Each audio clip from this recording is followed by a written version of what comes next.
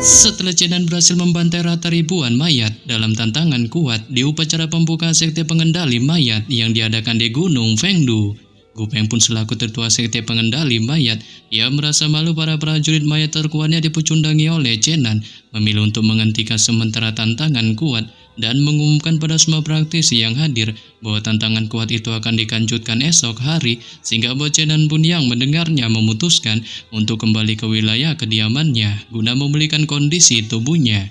Dengan ketika sampai di sana, Cenan pun merasakan situasi tak bisa tidur dan hanya menatap kosong cahaya lilin di kamarnya di balik situasi galau di hatinya, dengan ia tak pernah menyangka akan melihat tubuh Yusin sebelumnya dalam kondisi anomali di wilayah Gunung Pengdu. Ia bahkan mengingat kebaikan Yusin waktu dulu dan melihat tubuhnya berubah menjadi mayat jahat, hatinya pun tak kuasa hancur berantakan dikarenakan ia tak berharap sosok Yusin yang dikenalnya sangat polos dan baik hati nyatanya tanpa diduga berubah menjadi raja mayat jahat selama ribuan tahun. Ya, meskipun 10.000 tahun telah berlalu sangat cepat, waktu ini bukanlah mimpi bagi Cenan, dan masa lalu tak pernah pudar dari hatinya, tampak seperti baru terjadi kemarin. Terlebih lagi setelah kemokatan ayang ebebnya yang sangat dicintainya itu, ia malah dimanfaatkan oleh orang lain, dan dunia kekacauan serta kultivasi telah menjadi inkarnasi paling jahat selama ribuan tahun. Dengan Cenan benar-benar ingin melakukan perjalanan, menembus ruang dan waktu untuk menghentikan semua yang telah terjadi, sehingga buatnya secara bingung bertanya-tanya tentang dirinya, yang jika suatu hari nanti tak terkalahkan dan bisa membantai semua orang jahat dari Sekte Pengendali Mayat, apakah dirinya bisa menyelamatkan Yusin kembali? Dengan ketika memikirkan Yusin, Cenan pun juga teringat sosok wanita muda yang telah berevolusi menjadi setengah dewa tampak seperti Yusin. Dengan memiliki penampilan sangat bingung, tak tahu bagaimana ia bisa datang ke dunia penuh tipu-tipu ini. Yang meskipun ia sangat mirip dengan Yusin, Cenan pun merasa ia tetap bukan Yusin, sehingga buat hatinya pun kali ini lagi-lagi dipenuhi dengan kesedihan. Namun ketika Cenan masih memikirkan hal ini, sebuah suara yang menyebut dirinya mengapa menangis lagi terdengar dari jendela, diikuti dengan kemunculan sosok wanita berwajah peri yang ternyata itu merupakan wanita muda mirip dengan Yusin yang ditemuinya di Gunung Pengdu sebelumnya. Dengan ia langsung mendesak duduk di atas tempat tidurnya, menyebabkan Cenan pun yang melihatnya menunjukkan rasa herannya sebelum kemudian secara bingung menanyakan padanya mengenai dirinya yang apakah tak takut mengganggu sejumlah praktisi mayat di pegunungan jika ia kali ini sesuka hati keluar untuk menemuinya. Saat wanita muda yang kita sebut aja Yusin KW itu mendengarnya segera membantahnya sebab ia sama sekali tak takut akan hal itu dan merasa mereka kemungkinan tak akan terganggu akan hal ini. Mengingat kedatangannya ke sini menemuinya hanya untuk meminta bantuan padanya memikirkan cara menghadapi mereka. Sebelum kemudian ia pun mulai memberitahu informasi pada Cenan tentang wilayah Gunung Pengdu berdasarkan percakapan yang pernah didengarnya dari para praktisi Sekte Pengendali Mayat, yang mana mereka menyebutkan tentang Gunung Pengdu merupakan tempat paling makmur di seluruh daratan di bawah puluhan ribu tulang jiwa terkubur di sini. Dengan jika bukan karena susunan Peng Shui yang luar binasa untuk menghalangi energi Qi Yin yang sangat kuat di sini, dapat dipastikan desa-desa di dekatnya akan diserang oleh energi Yin ini. Yang bahkan dengan kemunculan susunan Peng Shui energi Yin di sini, itu pun mendorong faksi mayat didirikan di sini, dan energi Yin mungkin berbahaya bagi orang lain, tapi nyatanya itu merupakan suplemen yang luar binasa bagi para mayat kuno itu, dikarenakan mereka bisa mengutak-atik banyak kelompok Yin dalam susunan Peng Shui dengan bantuan manusia untuk mengumpulkan beberapa mayat di dalamnya membentuk urat mayat, dan para monster itu bersembunyi di urat mayat. Dengan ketika mereka terbangun, itu dipastikan proses kebangkitan mayat mereka berhasil, dan ia merasa khawatir dirinya tak akan mampu menghadapi mereka di masa kejayaan mereka. Terlebih lagi Yusin KW juga memberitahukan bahwa itu merupakan metode jahat yang mengerikan sebab pembantai mayat dan raja mayat telah menjadi satu, dengan mereka telah bersembunyi di dalam pembuluh darah mayat sejak ribuan tahun yang lalu serta mereka belum berhasil sampai sekarang. Menyebabkan Cenan pun yang mendengarnya menunjukkan keterkejutannya dengan tak menyangka ini pertama kalinya dirinya mendengar rahasia dari faksi mayat dan ada monster yang menggabungkan manusia serta mayat menjadi satu, yang membuatnya pun merasa mereka harus dihentikan maupun tak boleh membiarkan tubuh mereka bersatu dan berhasil, sehingga tak peduli syarat apapun yang diajukan Yusin KW, Cenan pun bersedia membantunya apalagi membunuh urat nadi para mayat. Sebelum kemudian ia pun memintanya untuk memberitahukan secara detail tentang informasi urat nadi para mayat itu. Yusin KW pun memberitahukan bahwa mayat itu terbentuk dari kumpulan mayat dan para mayat lainnya. Dengan ada gambar kumpulan mayat di sekte mayat, dan dirinya berjanji akan mengirimkannya pada Chenan besok malam, sekaligus menyuruhnya untuk mencari seseorang guna menyelinap ke dalam wilayah pegunungan dan diam-diam menghancurkan kumpulan mayat itu, terutama gelombang susunan di dalamnya. Tentu saja Yusin KW juga mengingatkan Chenan agar harus menggunakan bahan peledak untuk menghancurkan sepenuhnya material yang digunakan untuk membangun susunan tersebut. Saat itu adalah peralatan susunan yang dikumpulkan oleh Paksi Mayat selama ribuan tahun, dengan semuanya adalah batu pengumpul jiwa langka dan giok langka, memungkinkan tak akan lama bagi mereka untuk menyusun kembali formasi Yin, sehingga buat mayat yang mereka gunakan sulit untuk terbentuk kembali. Setelah mendengar informasi yang diberitahukan Yusin KW, Chenan pun menunjukkan pengertiannya dan merasa itu tak masalah. Di balik pandangan matanya mengamati Yusin KW saat dia mendapati bahwa meskipun hanya setengah hari lagi, wanita muda itu tampaknya telah mengalami beberapa perubahan serta pikirannya tampak lebih halus dalam berpikir. Dan tentu saja mungkin selama ribuan tahun, meskipun gadis itu telah bingung, tapi ia telah melihat dan mendengar banyak sekali konspirasi maupun tipu daya, sebab saat ia bangun hari ini dan perlahan mengingat apa yang dilihat serta didengarnya di masa lalu, tanpa disadari ia menyadari pikirannya telah jauh lebih dewasa. Sebelum kemudian ia pun yang merasa dirinya telah mengingat banyak hal di masa lalu, secara penisirin mulai menanyakan padanya mengenai dirinya yang pernahkah mengingat sesuatu yang paling berkesan. Yusin KW pun hanya secara polos bilang bahwa ia sepertinya tak ada mengingat sedikit pun sesuatu yang terlalu berkesan di masa lalu, menyebabkan Chenan pun yang mendengarnya hanya menghela napas tak berdaya, menepis dugaan yang tak realistis di hatinya sebab ia tahu wanita muda polos di depannya ini tak mungkin memiliki ingatan tentang Yusin, melainkan ia sosok yang memang diselimuti kehidupan baru, sehingga buatnya pun tak kuasa menahan diri untuk membelai rambut panjangnya dan menyebutkan tentang dirinya. Menurutnya pasti telah banyak menderita selama ribuan tahun, dan ketika berpikir para mayat itu telah memperbudaknya, dirinya pun bertekad ingin segera membantai mereka semua. Tapi di sini Yusin KW pun segera membantahnya dengan menyebutkan bahwa mereka semua tak pernah berani memperbudaknya, melainkan sejak awal mereka membangun sebuah altar, hanya menyembahnya karena mereka bilang dirinya adalah dewa mayat kuno OP. Yang hal ini pun lantas membuat Chenan mendengarnya sontak menunjukkan kebingungannya, dan melalui percakapan yang panjang lebar dengan wanita muda itu, ia pun menemukan fakta menakjubkan bahwa selama ribuan tahun terakhir, ada seseorang atau semacam kekuatan yang melindunginya, sehingga para pemuja Paksi Mayat selalu menganggapnya sebagai dewa mayat kuno, dan mereka percaya bahwa pengetahuan spiritualnya maupun beberapa kekuatan hebatnya belum sepenuhnya hilang. Yang bahkan melalui fakta penjelasan rinci wanita muda ini, Chenan semakin merasa bahwa memang ada seseorang yang telah melindunginya selama ribuan tahun, dan bukan karena pengetahuan spiritual yang tak terkalahkan atau kekuatan magis hidupnya, sehingga membuat Chenan pun secara heran bertanya-tanya di dalam hatinya tentang siapa sebenarnya wanita muda ini. Tapi Chenan pun segera menghilangkan pemikirannya ini sebelum kemudian mengalihkan kembali tatapannya ke arah Yusin KW dan menanyakan padanya mengenai dirinya, yang apakah tahu siapa Yusin serta apakah juga dirinya pernah melihat seperti apa rupa wajahnya. Yusin KW pun hanya bilang bahwa ia hanya merasakan keberadaannya dalam keadaan bingung, dan hanya tahu bahwa dia adalah seorang wanita dipenuhi kebingungan yang ingin terbang ke langit, sembari terus menyebutkan kata terlalu banyak cinta secara tak jelas sulit untuk dipahami, serta ia benar-benar tak berpikir dirinya terbangun dari tidurnya. Menyebabkan Chenan pun yang mendengarnya hanya merenung sejenak di balik kebingungan di raut wajahnya. Ya, meskipun ia tak dapat mengetahui identitas wanita ini sekarang, nyatanya ia sangat senang mendapatkan informasi seperti itu. Sebab dalam ribuan tahun terakhir, wanita misterius seperti itu telah muncul di samping Yusin lebih dari sekali, dikarenakan di antara mereka pasti ada misteri, serta tak diragukan lagi bahwa ia akan muncul, dan bahkan mungkin wanita itu telah memperhatikannya sekarang. Dengan ketika memikirkan hal ini, Chenan tak dapat menahan diri untuk tak mengeluarkan kesadarannya berpikir untuk mencari dari segala arah, saat hasilnya tentu saja tak membuahkan hasil, dan Chenan malu dengan tindakannya. Sebab ia tahu jika wanita muda ini berada dalam kegelapan dengan latihan kultivasinya, ia nyatanya masih tak akan pernah bisa menangkap jejaknya. Tapi sebenarnya Chenan akhirnya memikirkan sebuah kemungkinan bahwa wanita muda misterius itu kemungkinan besar memiliki jejak spiritual tertentu pada Yusin asli, dan ia mempertahankan hubungan halus dengannya maupun tak akan pernah muncul sampai saat yang berbahaya. Yang oleh karenanya setelah sejenak memikirkan hal ini, Chenan pun tiba-tiba teringat sesuatu dan menyuruh Yusin KW untuk menunjukkan betisnya padanya tanpa menunjukkan rasa malu. sebab ia ingin mencoba membantunya menyerap udara mati yang ada di dalam tubuhnya.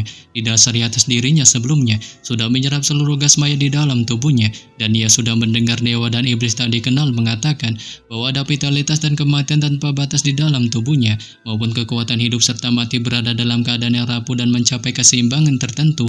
Ya, meskipun ia tahu cara menyerap energi dengan cepat tanpa henti, mudah untuk menghancurkan keseimbangan hidup dan mati di dalam tubuhnya, tapi demi Yusin KW ia mengambil tantangan besar. Menyebabkan Yusin KW pun yang mendengarnya mengerti dengan maksudnya dan mengangkat selubung di betisnya untuk memperlihatkan betis mungilnya. Sebelum kemudian Chenan pun mulai menunjukkan kemampuan misteri keluarganya dengan api iblis melompat keluar dari tubuhnya, sembari menyuruhnya agar mencoba untuk memaksa gas kematian masuk ke dalam dirinya, sehingga buah napas kematian yang berat pun segera keluar. Di balik cahaya lilin di ruangan itu tampak mengerikan, dan dalam sekejap seluruh rumah sudah diselimuti awan sihir yang mengakibatkan seluruh halaman seperti istana berhantu. Dengan sebenarnya Chenan memang mampu menyerap gas kematian di tubuh Yusin KW, tapi gas kematian di betis Yusin KW seperti gelombang gas mengerikan yang tak berujung, dan setelah beberapa jam, kota tempat Chenan berada dikelilingi oleh napas kematian yang tak ada habisnya. Namun udara kematian di tubuh Yusin KW hanya keluar kurang dari setengahnya, dan jika gas kematian tak dapat sepenuhnya diserap oleh Chenan, udara itu juga akan mengalir ke tubuh Yusin KW dengan sendirinya, sehingga Yusin KW pun tak berani menglanjutkan tindakannya, dikarenakan ia takut itu menyebabkan Chenan mengalami masalah berat. Ya, meskipun pikirannya belum matang, ia tahu bahwa orang normal tak akan pernah bisa menyentuh terlalu banyak gas kematian itu. Tapi di sini Chenan tak mau menyerah begitu saja, dan setelah menyerap semua udara kematian antara langit dan bumi, ia kemudian meminta Yusin KW untuk memeriksa tubuhnya guna melihat apakah ia dapat menemukan udara kematian. Dengan ketika memeriksanya, Yusin KW pun secara bingung menemukan ia benar-benar tak dapat merasakan sedikit pun gas kematian di tubuh Chenan, dikarenakan setelah gas itu mengalir ke tubuhnya, gas itu secara ajaib menghilang tanpa jejak. Menyebabkan Chenan pun yang merasa muak mendengar auman dari naga tuwir ini, mengingat jika ia terus melontarkan suara aumannya, kemungkinan itu akan diketahui para master di akademi. Bergegas mengajaknya memasuki rumahnya dan memberikannya sebiji buah peri untuk menyembuhkan sejumlah luka yang dialaminya. Dengan setelah sepenuhnya pulih dalam kondisi normalnya, ia pun secara rinci kembali menanyakan pada kakek naga Longwu tentang hal apa yang sebenarnya terjadi padanya, maupun juga tentang sosok dari Mengkeer. Saat kakek naga Longwu pun mulai menceritakan bahwa kondisi suram yang dialaminya akibat ulah dari Mengkeer yang telah mencoba menjebaknya dengan mengendalikan pikirannya sewaktu ia sedang menyekapnya di hutan, lalu melakukan pertarungan brutal melawannya. Tapi untungnya di sisa kemampuannya, dirinya berhasil melarikan diri dari amukannya. Menyebabkan Chenan pun yang mendengarnya sontak melontarkan amarah membaranya pada kakek naga Longwu yang disebutnya sebagai naga Bagong, dengan tak berharap pikirannya dapat dikendalikan oleh Mengkeer dan membiarkannya lolos begitu saja dari kendalinya. Sehingga membuatnya pun mulai sedikit menunjukkan kepanikannya, dikarenakan jika wanita brutal itu berhasil lolos, kemungkinan sekarang mereka akan berada dalam masalah besar di masa depan. Ya, bahkan ia tahu ada kekuatan dahsyat dan mengerikan yang tersegel di tubuh Mengkeer, tapi entah kenapa kekuatan itu bisa tersegel, memungkinkannya jelas dapat menggunakan kekuatan itu saat berhadapan dengan kakek naga Longwu, dikatakan jika tidak, dipastikan ia tak akan pernah bisa melukai naga tuwir ini, sehingga membuatnya pun tak kuasa melontarkan pujiannya padanya, yang tampaknya memang layak menjadi penerus peri Tantai Suan, sebab jika ia bisa menggunakan kekuatan itu tanpa batas, kemungkinan besar kemampuannya akan lebih mengerikan daripada para generasi seusianya. Namun Chenan pun segera membuang semua pemikirannya ini dan merasa mereka harus segera menangkapnya. Ia pun memerintahkan kakek naga Longwu untuk bergegas membawanya menuju wilayah pegunungan hutan tempat keberadaan dari Mengkeer. Saat kakek naga Longwu pun yang mendengarnya sedikit menunjukkan keberatannya, sebab ia merasa takut kemungkinan wanita itu nantinya akan mengamuk membantai mereka. Tapi di sini Chenan pun menyuruhnya untuk tak mengkhawatirkannya, sebab mereka memiliki peluang untuk menangkapnya di dasar atas dirinya yang terus-menerus ditolak oleh kekuatan segel di dalam tubuhnya, memungkinkan kondisinya kali ini pasti sangatlah lemah, yang bahkan mereka harus menangkapnya secepat mungkin agar ia tak dapat memulihkan kemampuannya dan membalas dendam pada mereka di masa depan, sehingga membuat kakek naga Longwu pun segera menyetujuinya, sebelum kemudian ia pun memutuskan untuk dengan cepat bergegas membawanya pergi OTW menuju ke arah wilayah hutan pegunungan. Dengan singkat cerita, ketika sampai di sana, Chenan pun menemukan hutan pegunungan itu tampak gelap gulita. Saat cahaya bulan tak terpancar menembus pepohonan menjulang tinggi selama ribuan tahun dan secara relatif, hutan pegunungan ini terlihat sangat sunyi dengan tak ada sedikit pun auman monster anomali. Hanya saja sesekali terdengar suara binatang buas biasa bergerak, serta Chenan berdiri dengan tenang di hutan sembari melepaskan tubuh dan pikirannya yang menyatu dengan langit dan bumi. Dengan kesadarannya meluas keluar serta ia menggunakan hatinya untuk merasakan segala sesuatu di sekitarnya, mendapati rerumputan dan pepohonan di dekatnya dengan mata terpejam, serta melihat berbagai macam binatang di dalam hutan sedang mengamatinya secara diam-diam. Ya, meskipun ia memejamkan matanya, pemandangan di dekatnya benar-benar terlintas di benaknya. Saat dalam keheningan, ia menyatu dengan dunia ini dan segala sesuatu di dekatnya dapat dirasakan olehnya. Dengan inilah kesadaran spiritual yang berulang kali ditekankan oleh monster tua, dan ketika setiap orang berkultivasi hingga tingkat tertentu, pintu spiritual akan terbuka lebar, serta ia dapat merasakan hal-hal di sekitarnya dengan hatinya. Tapi setelah mencoba merasakan situasi di sekitarnya, Chenan pun masih tak bisa merasakan napas dari Mengkeer, sehingga buannya pun memberi syarat kepada kakek naga Longwu guna menyuruhnya agar mencari keberadaan lokasi Mengkeer sama sepertinya. Saat kakek naga Longwu pun segera mengibaskan ekornya di udara dan mulai terbang di dalam hutan. Tapi setelah beberapa saat melakukan pencarian, ia pun tak menemukan keberadaan lokasi dari Mengkeer, sehingga empuannya pun secara heran bertanya-tanya tentang sosoknya yang apakah mungkin sudah melarikan diri meninggalkan wilayah hutan pegunungan. Setelah melihat keheranan yang ditunjukkan kakek naga Longwu, Chenan pun hanya menunjukkan mode diamnya, tapi menurut dugaannya, Mengkeer seharusnya masih tak bisa lolos dari wilayah hutan, dikarenakan jika ia masih memiliki kemampuan untuk menerbangkan panggung strategionya guna meninggalkan wilayah hutan, kemungkinan ia tak akan pernah membiarkan kakek naga Longwu bisa lolos dari jangkauannya. Sebelum kemudian ia pun memilih untuk perlahan melangkah maju selangkah demi selangkah sesuai perasaannya, di balik mode waspadanya memegang pedang panjang di tangannya, sampai pada akhirnya ia pun tiba di ampara semak berduri. Dan ketika mencoba melewatinya, ia pun tiba-tiba menemukan selai rambut panjang yang melilit dan berkibar di semak berduri, serta dengan hati-hati mencoba mencabut rambut itu dan meletakkannya di depan matanya untuk diamati dengan seksama. Mendapati rambut itu tanpa diduga tampak mirip dengan kualitas rambut Mengkeer, sehingga mbahnya pun menebak kemungkinan besar wanita brutal ini masih ada di dalam hutan pegunungan. Sebelum kemudian ia pun memberi syarat pada kakek naga Longwu untuk tetap diam dan bergegas mengajaknya untuk terus berjalan ke depan wilayah semak berduri. Dengan setelah beberapa meter melakukan perjalanan, ia pun bisa melihat di depan hamparan semak berduri terdapat sebuah lembah kecil tempat aliran sungai kecil mengalir keluar, dan lembah kecil itu tampak terlihat tak besar, serta hanya dipenuhi dengan bunga kamelia liar yang dipenuhi aroma menyegarkan, tampak memberikannya suasana yang sangat indah, sehingga pada saat melihatnya, Chenan pun diam-diam berspekulasi bahwa mengingat sifat Mengkeer sebagai seorang wanita, kemungkinan besar ia akan memulihkan kondisinya di sini. Tapi ketika Chenan masih melakukan pengamatannya, kakek naga Longwu pun tiba-tiba menunjukkan mode tantrumnya dan memberi syarat padanya untuk melihat ke arah depan. Saat ini pun buat Chenan segera mengalihkan pandangannya ke arah depan, menemukan sebuah jubah wanita putih tergantung di pohon kamelia di samping mata air yang jernih dan bergoyang lembut tertiup angin, yang ternyata itu merupakan jubah milik Mengkeer. Sebelum kemudian ia pun dengan hati-hati mencoba melangkah maju mendatanginya, akan tetapi tepat ketika jaraknya kurang dari 3 meter dari pohon kamelia, tiba-tiba cahaya seperti kilatan pedang tanpa diduga terbang dari hutan kamelia di sebelahnya, memancarkan gelombang energi yang mengerikan melesat ke arahnya, menyebabkan Chenan pun segera berbalik menebaskan pedang panjangnya untuk mengalaunya, sehingga ketika kedua serangan pedang itu saling menghantam, ledakan yang sangat dahsyat pun segera terjadi. Dengan ini mengakibatkan tubuh Chenan secara menyeramkan terpental mundur cukup jauh di balik kepucatan hebat yang ditunjukkan di raut wajahnya. Tapi pasca terpental mundur, Chenan pun mencoba menenangkan dirinya dan tiba-tiba melihat kilau cahaya terang di depannya, menemukan sosok Mengkeer tanpa diduga berjalan dengan tenang dari kedalaman hutan kamelia. Di balik penampilan yang kali ini tampak mengalami sejumlah perubahan hebat, sebelum kemudian ia pun melontarkan ejekannya pada Chenan yang tak disangkanya akan mendatangi TKP-nya, mengingat dia nyatanya sudah lama menunggunya di sini.